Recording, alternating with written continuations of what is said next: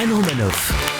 David Azencott, vous êtes encore énervé cette semaine ? Oui, encore une fois, j'en ai assez. Arrêtons d'embêter Ségolène Royal. Oui, arrêtons. Ça suffit, elle est gentille. Pauvre Ségolène. Non, ce week-end, elle a été critiquée pour avoir défendu l'héritage de Fidel Castro, je cite. Je crois que si l'on voit autant de ferveur populaire, c'est parce qu'il y a aussi la reconnaissance justement de cette dignité de résistance à la domination extérieure.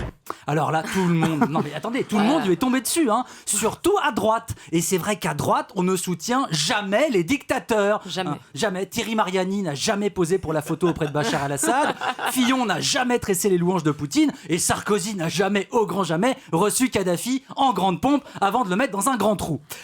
Et puis, il y a eu François Bayrou, le ravi de la crèche du Béarn, qui a dit, je cite, « Les bras m'en tombent ». Et c'est bien que les bras lui en tombent.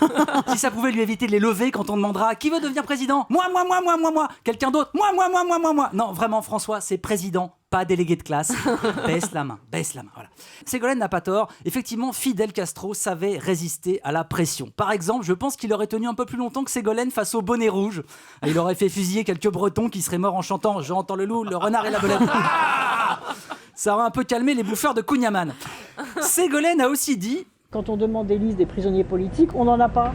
Fournissez-moi des listes de prisonniers politiques, à ce moment-là, on pourra faire quelque chose. Bon, en fait, les listes de prisonniers politiques, on les avait.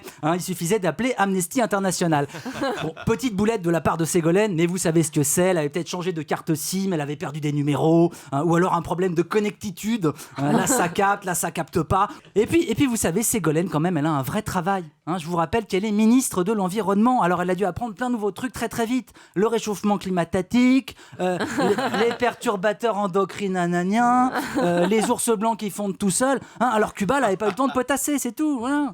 Alors vraiment, vous savez, je suis le premier à reconnaître que tout n'est pas négatif dans le bilan du régime castriste. Éducation, santé, morito, bien frappé comme les opposants, tout n'est pas à jeter. Non, j'ai été moi-même à Cuba il y a quelques années et les Cubains sont des gens formidables, vraiment très gentils, je vous assure. Jamais un mot plus haut que l'autre, de peur que la police secrète ne les entende. Et pour finir, Ségolène a eu un argument imparable. Donc si c'était la répression que certains prétendent voir, il n'y aurait pas 4 millions de touristes ici à Cuba. Non.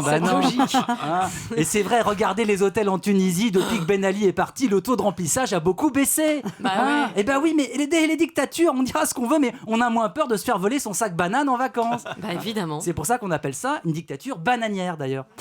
Mais vous savez, je comprends Ségolène Royal. Pour paraphraser Aznavour, je dirais qu'à nos yeux de touristes, ce sera toujours pareil. Il me semble que la matraque serait moins pénible au soleil. Europe 1, ça pique, mais c'est bon.